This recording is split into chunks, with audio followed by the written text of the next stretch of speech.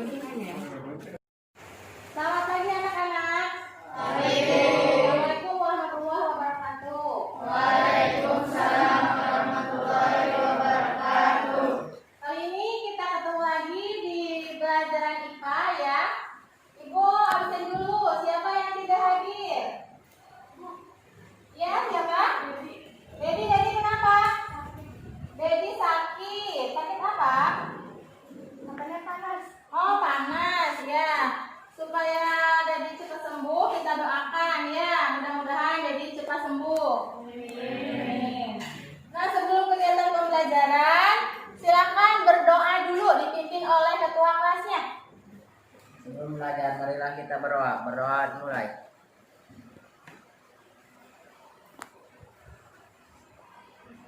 Berdoa selesai. Ya, alhamdulillah. Bukunya udah siap? Bukunya, buku paket, buku tulis udah siap? Tugas-tugas yang kemarin ibu suruh bawa udah siap? Ya. Sebelum ke pelajaran, ibu mau tanya dulu. Ada yang masih ingat materi kemarin? Kita mempelajari tentang apa? Ya. Sistem pencernaan. Ada tebak-tebakan? Silakan boleh dijawab. Tebak, apakah aku? Aku ada di dalam tubuh. Tugasku sama seperti ojek online, yaitu mengantarkan barang. Kalau ojek online itu memakai baju seragam warna hijau, aku memakai seragam warna merah. Udah bayang? Bayang. Terusan. Bentukku seperti cairan. Nah, satu lagi. Jika ada bagian tubuhku yang terluka, aku akan keluar. Cairan warnanya merah, memakai seragam merah. Apakah aku? Ya, apa? Darah. Betul. Kalau kita terluka keluar warnanya merah, itu darah. Jadi kali ini kita akan membahas tentang sistem peredaran darah. Pernahkah tubuh kalian mengalami luka? Nah, ketika luka, kalian apa yang keluar dari tubuh kalian tadi? Darah. Setelah darah keluar, apakah terus-terusan keluar? Tidak. Ya, bagus. Tahukah kenapa darah tersebut tidak keluar terus-terusan? Ya, kenapa? Karena darah mengalami pembekuan, pengeringan. Betul sekali ya. Nah, kita wajib bersyukur karena adanya mekanisme pembekuan darah. Ya, karena ketika kita mengalami luka, darah pun tidak terus-menerus keluar dari tubuh. Nah, karena jika darah terus menular dari tubuh, badan kita pun akan kekurangan darah, sehingga nanti akan menimbulkan dampak yang negatif. Misalnya timbulnya berbagai penyakit, itu akibat dari kekurangan darah. Kita harus bersyukur karena tubuh kita bisa mengalami pembekuan darah. Betul ya? Sebelum belajar nih, nanti diharapkan ini sistem peredaran darah. Nah, komponen sistem peredaran darah ada darah, jantung, dan pembuluh darah. Nanti akan kita bahas tentang darahnya saja di pertemuan kali ini. Tujuan pembelajarannya, setelah kalian mengamati gambar, video, kalian bisa menganalisis komponen penyusun darah. Kemudian, melalui diskusi, kalian bisa membedakan 4 komponen penyusun darah. Selanjutnya, dapat menganalisis fungsi dari plasma darah, sel darah merah, sel darah putih, dan keping darah dengan baik. Melalui pengamatan, kalian mampu menganalisis model tiruan darah. Nanti kalian akan praktek membuat model tiruan darah. Selanjutnya, melalui video, kalian mampu menganalisis proses pembekuan darah. Ya, nanti ini harus kalian capai dalam pembelajaran kali ini. Selanjutnya, Selanjutnya sebelum ke pembelajaran, Ibu mau mengetes kalian dulu. Mengetes kalian, ini ada soal ya. Kalian sudah tahu tidak? Silahkan dibagikan. Kemampuan kalian soal tentang darah itu sampai mana? Silahkan dibagikan dulu.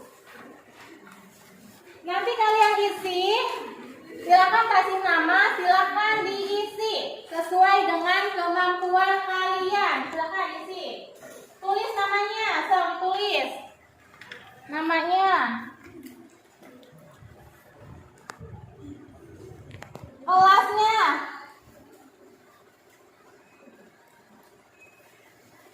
Setelah ditulis namanya, identitasnya, silakan kerjakan. Kerjakan.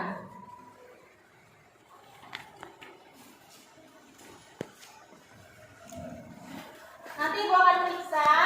Ini tes untuk mengetahui sampai mana pengetahuan kalian tentang darah sebelum kegiatan pembelajaran. Setelah kalian melaksanakan pretest, Ibu mau menayangkan video dulu. Ya, silakan dilihat dan disimak.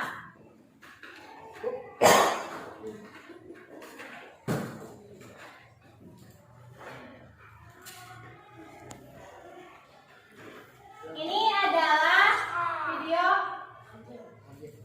video tentang pembekuan darah yang tadi teman kalian jawab. Ini suaranya nggak ada. Besarkan dulu coba. Bisa bantu Ibu? Coba besarkan. Proses pembekuan Ya, darah ya. atau pengumpulan darah Nah, silakan lihat. Proses pembekuan darah atau pengumpulan darah merupakan proses yang kompleks untuk mencegah tubuh kehilangan banyak darah ketika terjadi luka. Proses tersebut meliputi pengetatan pada dinding pembuluh darah yang terluka, pelepasan zat untuk menarik keping-keping darah ke daerah luka, dan pembentukan benang-benang keping. Dalam proses pembekuan darah, keping-keping darah atau yang dikenal dengan trombosit menyentuh permukaan luka yang kasar dan pecah mengeluarkan enzim trombokinase. Trombokinase akan mengubah protrombin menjadi trombin. Protrombin merupakan enzim yang berupa senyawa globulin yang dihasilkan di hati dengan pertolongan vitamin K. Sedangkan trombin merupakan enzim yang sudah aktif. Pengubahan protrombin menjadi trombin memerlukan Itu adalah video tentang pembekuan darah. Jika kita mengalami luka, darah pun akan mengalami pembekuan. Yang tadi videonya, ya. Ini. Selanjutnya video yang kedua. Ini yaitu tentang darah. Komponen-komponen darah.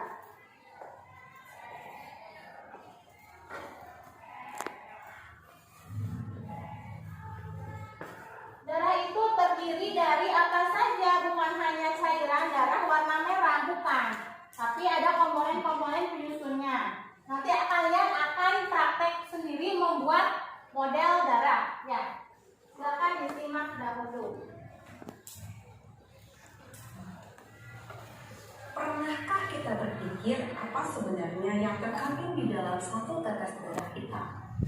Jika kita menyusuri, ternyata satu tetes darah kita mengandung beberapa komponen, yaitu plasma darah, sel darah merah, sel darah putih, dan keping darah. Plasma darah. Plasma darah merupakan jaringan ikat Buku yang juga ada, membentuk ya. matrix cair. Silakan Di dalam plasma mengandung pengetahuan kalian di video air buku. dan sisanya mengandung zat lain seperti nutrisi, sampah dan hormon, ion-ion, dan protein. Pada protein mengandung komponen seperti albumin, globulin, dan fibrinogen. Sedangkan serum darah yang kita kenal merupakan plasma darah yang fibrinogennya sudah dihilangkan. Sebagaimana kita ketahui, fibrinogen merupakan faktor yang berperan dalam proses pembekuan darah. Eritrosit.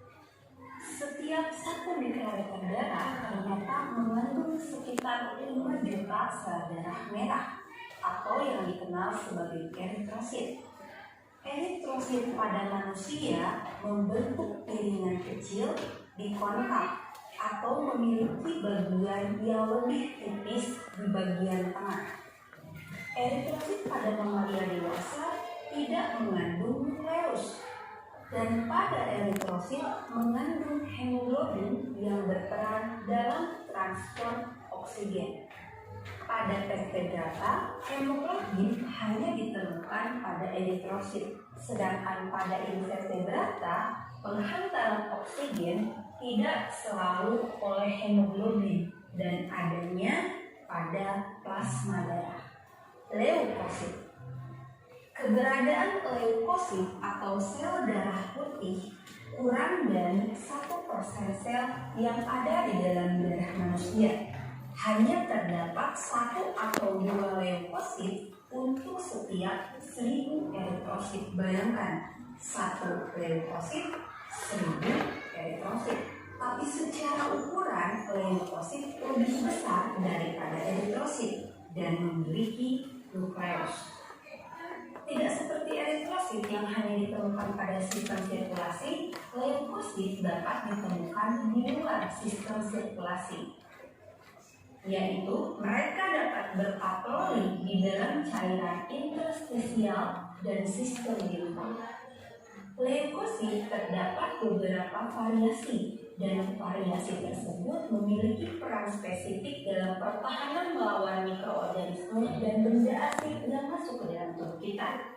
Berdasarkan keberadaan granula di dalam sitoplasma, leukosit terbagi menjadi 2, yaitu granulosit atau leukosit yang memiliki granula terdiri dari neutrofil, basofil, dan eosinofil, dan agranulosit yang tidak memiliki granula terdiri dari monosit dan limfosit.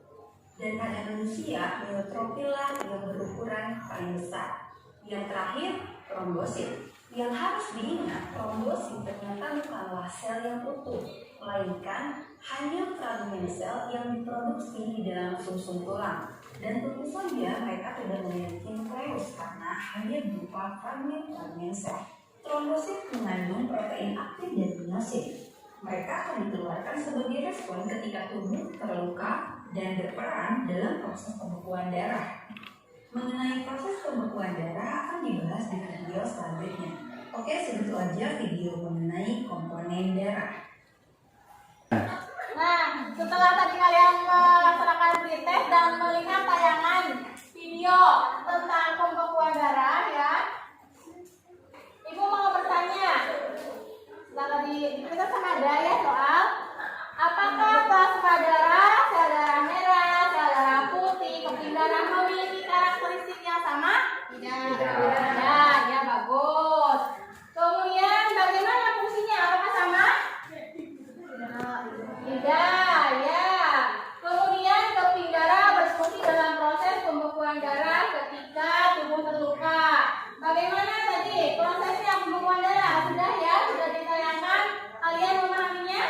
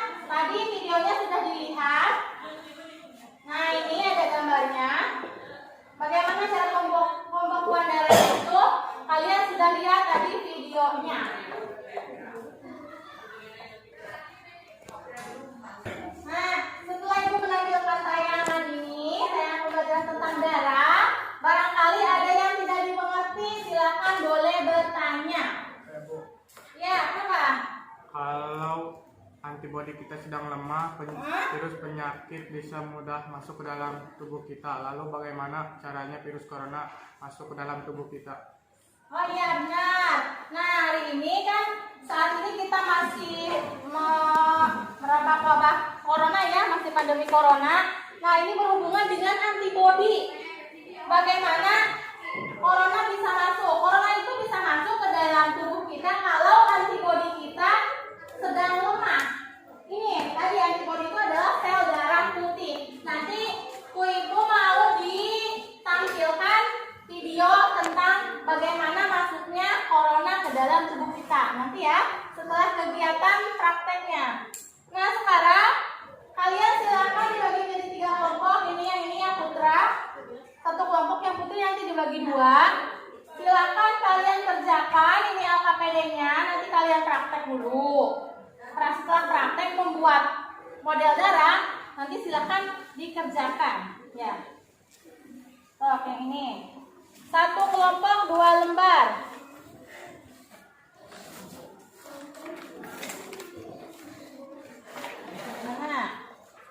Nah ini kegiatan yang pertama itu yaitu untuk apa? Untuk mengetahui bagaimana fungsi dari komponen darah. Komponen darah yang tadi Ibu jelaskan ya. Kemudian yang kedua itu tentang komponen darah. Kegiatan yang kedua yaitu untuk praktek.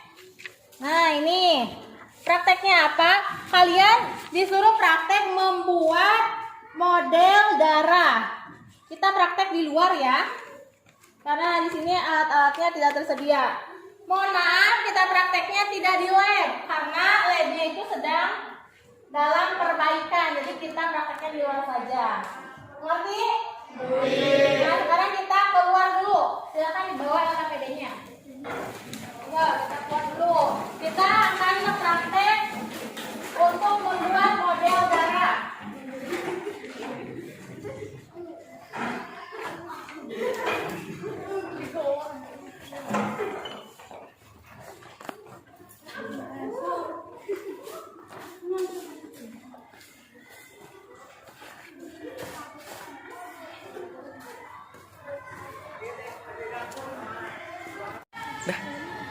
Baiklah anak-anak, sebelum kalian praktek, kita akan praktek membuat komponen penyusun darah, model darah manusia. Nanti kalian melakukan kegiatannya setelah Ibu praktekkan. Ya, caranya bagaimana? Ini alat-alatnya, ada tabung reaksi, ada gelas ukur, minyak, kemudian air mineral dan pewarna. Boleh menggunakan yang ini, ada yang ini juga boleh. Caranya bagaimana? Nanti kalian silahkan praktekkan. Yang pertama ukur 5 mili air. Di sini Ibu ngambilnya 10 ya, biar kelihatan. Selanjutnya, setelah diukur 10 mili, 10 mili air juga dan minyak sama ya. Kalian lakukan hati-hati. Ini berhubungan dengan alat-alat praktek ya. Lebihan. Jangan kebanyakan, 10 aja.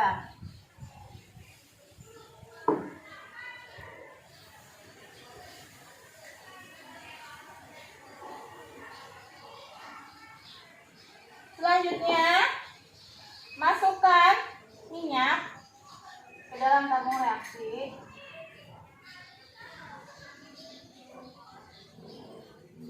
Kemudian yang kedua, masukkan air. Oh, Ibu tidak hati-hati, harus hati-hati, pelan-pelan ya. Kemudian masukkan pewarna makanan. Ibu menggunakan yang ini aja. Yang cair biar nggak usah pakai pipet ya. Tetesan 5 tetes. Setelah itu tutup tabung reaksi dengan ibu jari, kemudian dicampur, dikocok. Setelah dikocok. Diamkan beberapa saat sampai terlihat lapisan-lapisan yang akan terbentuk. Ya, ngerti? Bisa dilaksanakan nanti? Bisa. Ya, terima kasih. Kita tunggu dulu beberapa saat. Baiklah, nanti silakan kalian ada giliran beberapa kelompok ke depan untuk mempraktekkan. Ya, siap? Ya. Enggak. Silakan kalian lakukan seperti yang Ibu tadi kerjakan ya. Tahapan-tahapannya hati-hati.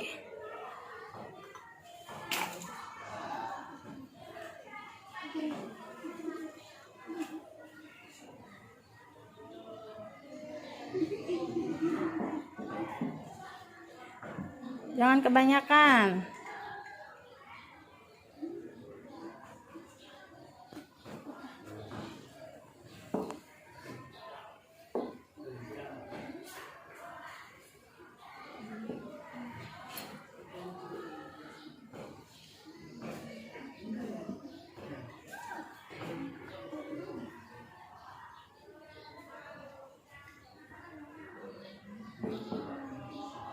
Karena labnya masih dalam perbaikan, makanya kita prakteknya di luar saja, nggak apa-apa. Yang penting semua kegiatan terlaksana ya. Ya.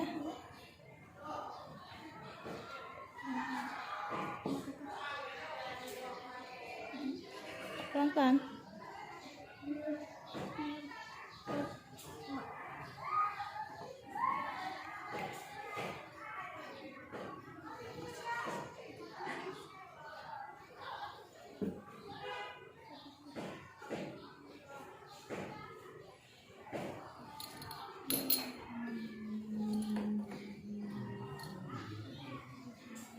Ya, terima kasih. Tunggu beberapa saat ya. Silahkan duduk kembali.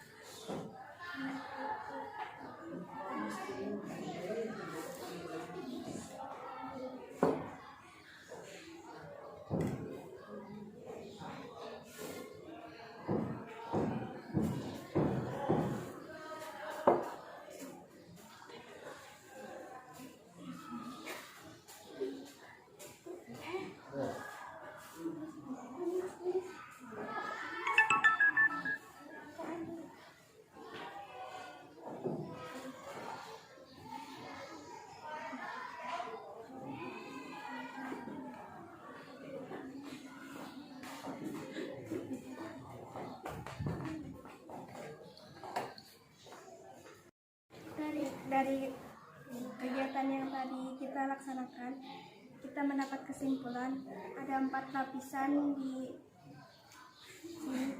Pertama, plasma darah, kedua sel darah merah, ketiga sel darah putih, dan keping darah.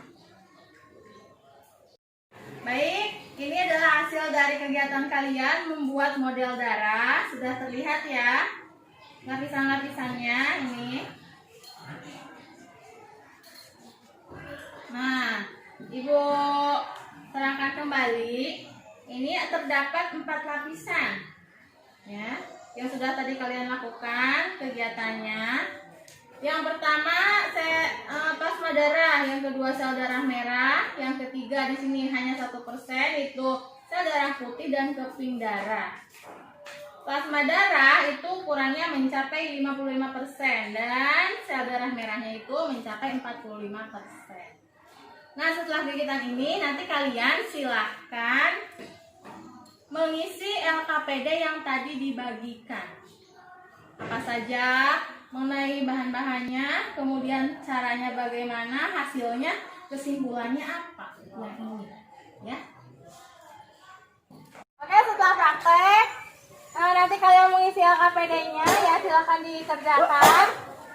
Sekarang kita masuk lagi, lanjutkan pembelajaran. Ayo.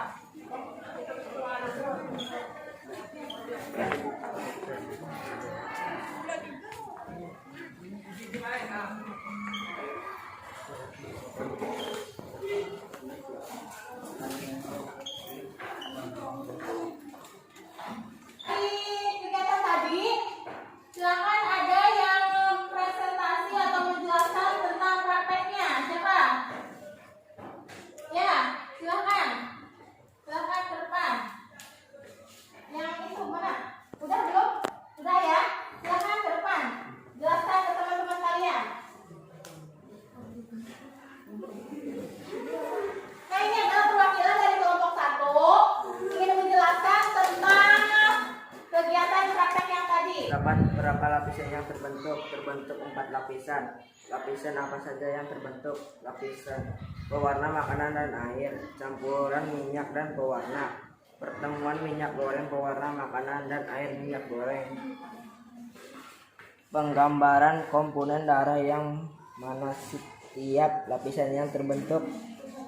Minyak goreng berada di atas sedangkan air yang sudah dicampur dengan pewarna berada di bawah minyak goreng. Model sel darah merah dibentuk dari pewarna makanan dan air. Model keping darah terbentuk dari campuran minyak dan pewarna. Model sel darah putih terbentuk dari pertemuan minyak goreng pewarna makanan dan air. Model plasma darah terbentuk dari minyak goreng. Sudah? Terima kasih. Tepuk tangan untuk kelompok 1. Jadi, setelah tadi praktek, yang dihasilkan ada berapa lapisan? 4. Ada 4. Yang pertama, plasma darah, sel darah merah, sel darah putih, dan keping darah. Di sana ada 4. Ya. Selanjutnya, materi sudah tersampaikan. Siapa yang mau mengambil kesimpulan? Mangga, silakan. Dari perwakilannya, ya. Bu Rikma, silakan. Sel darah merah fungsi mengikat oksigen membentuk sel darah putih sebagai alat pertahanan diri dari bakteri yang masuk ke tubuh serta membentuk antibodi. Keping darah fungsi untuk membekukan darah. Jadi komponennya ada 4. Ada 4 ya. Terima kasih. Tepuk tangan untuk teman kalian. Terima kasih ya yang sudah presentasi ke depan. Ada yang tanyakan lagi? Tidak ada? Tidak ada. Kalau gitu silakan bukunya ditutup. Ya. Terima kasih sudah melaksanakan kegiatan hari ini. Ditutup bukunya. Ibu mau kasih soal lagi. Soalnya sama seperti yang tadi. Soalnya sama. Kalau tadi saya kayaknya jawabannya salah deh. Silakan diperbaiki ya. Silakan estafet dibagikan. Silakan diisi, kasih nama kelas. Coba ibu mau tahu, silakan diisi yang sebenarnya. Silakan diisi.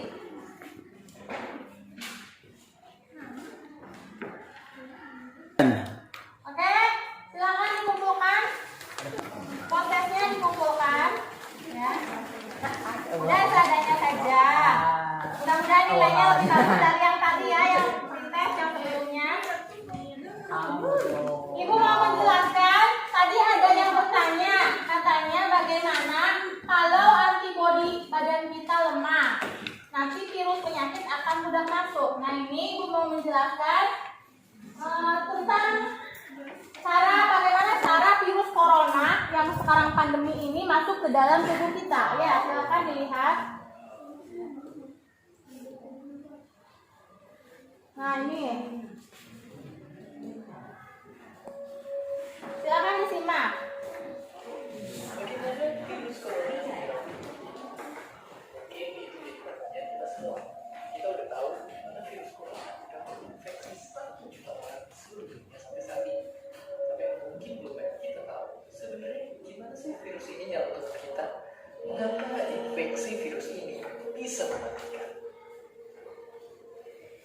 Semua dimulai dari sini. Ketika virus corona masuk ke tubuh kita lewat percikan batuk atau bersin orang yang positif, baik secara langsung atau waktu kita itu terkena percikan darah hingga cuci tangan setelah. Kalau kayak gitu, si virus masuk lewat saluran pernapasan dan bergerak terus menuju sasaran tangan paru-paru. Di sini virus yang punya 3 bagian utama ini mulai bekerja. Pertama-tama, protein corona ini akan nempel di paru-paru dan organ lain yang selnya kaya protein, protein ACE2. Kalau tubuh kita ibarat rumah, dan virus corona ini merampok, ACE2 itu ibarat gagang pintu rumah kita. Begitu dia nempel, perlahan tapi pasti virus ini akan mendorong masuk ke dalam sel kita. Dan begitu berhasil masuk, barulah aksi sebenarnya dimulai. Di fase ini, tubuh virus corona akan membuka dan sananya dengan bebas. Dia akan menghack inti sel-sel untuk menipu sistem imun tubuh kita biar gak kena virusnya. Dan sekaligus membuat inti sel yang memproduksi cikal bakal virus corona baru. Sel itu sudah terinfeksi dan kini selanjutnya bertumbuh dan menghasilkan jutaan virus corona yang siap menginfeksi dan menghack sel-sel sehat lain. Ya, kalau mungkin kita cuma memasukkan virus corona jumlahnya dikit, tapi dalam hitungan hari yang udah akan ada jutaan sampai miliaran virus corona baru di paru-paru kita dipenuhi oleh mereka. Ternyata mimpi buruknya ada setelah ini. Ya, ketika virusnya udah menemui paru-paru kita, sistem imun kita bakal merespon ibarat polisi dan tentara yang meluncur ke tempat kejadian perkara. Tapi ini aja di sini virus corona jadi penipu ulung yang bisa melalui sistem imun kita. Mereka bikin sistem imun yang membuat kita termasuk menyerang sel-sel sehat kita. Mereka juga tahu banyak alat melawan dan perlahan dari senjata angkat tulang. Buat sebagian besar kasus kejadian ini memang gak beraturan. Karena kalau sistem imun kita kuat, mereka punah. Nah ini saudara nantinya sistem imunnya kalau lemah tadi langsung dihack oleh virus corona. Kalau ini saudara putri yang kuat, yang tidak kuat, ini nanti bisa melawan virus. Sebenarnya segala virus corona, tapi terkadang tubuh kita sedang dan kalau begitu efeknya bisa parah. Kita bisa terkena dan paru-paru akibat sel sehat di sini yang udah gak bisa tahan bakteri pneumonia. Malahan buat kasus yang kritis, bakteri ini gak berhenti di sana. Mereka bisa masuk ke aliran darah dan akhirnya terancur. Kamu udah begini, bernapas saja bakalan susah banget dan hidup kita ada di tahapan yang sangat kritis.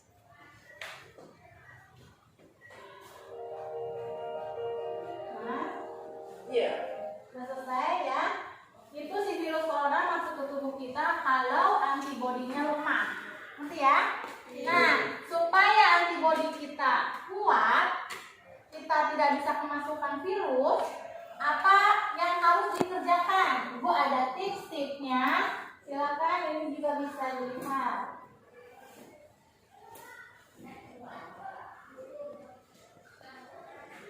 Nah, ini cara menjaga sistem imun. Ada 7. Silakan lihat, ya. Kalian kerjakan di rumah. Istirahat.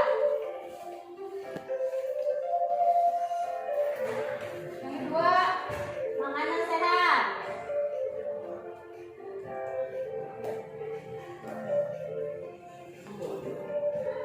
Tiga, olahraga.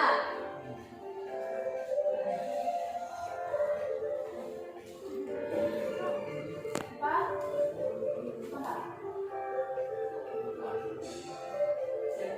jangan stres. Pusing-pusing nggak boleh. Yang kelima, jangan juga merokok. Tidak boleh.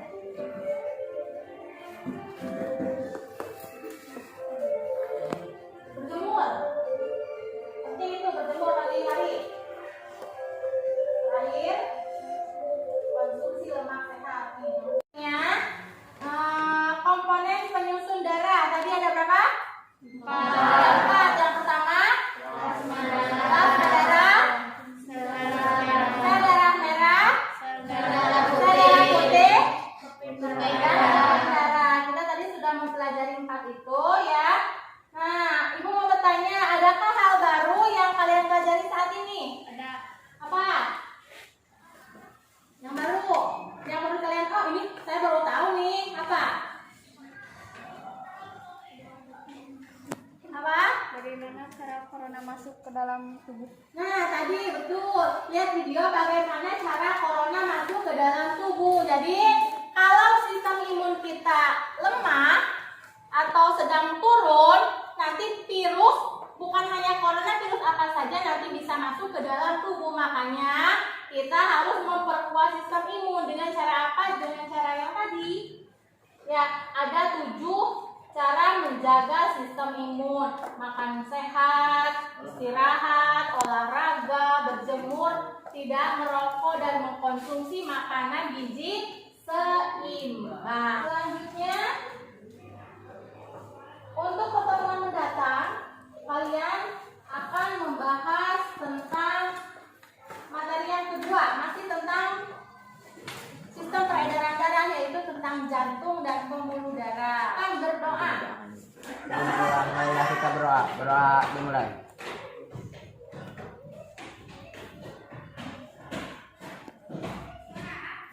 Berdoa selesai. Nah, selesai ya. Ingat selalu 3M. Menjaga kesehatan apa saja? Memakai masker, mencuci tangan, dan menjaga jarak, hindari kerumunan. Terima kasih untuk pertemuan sekarang.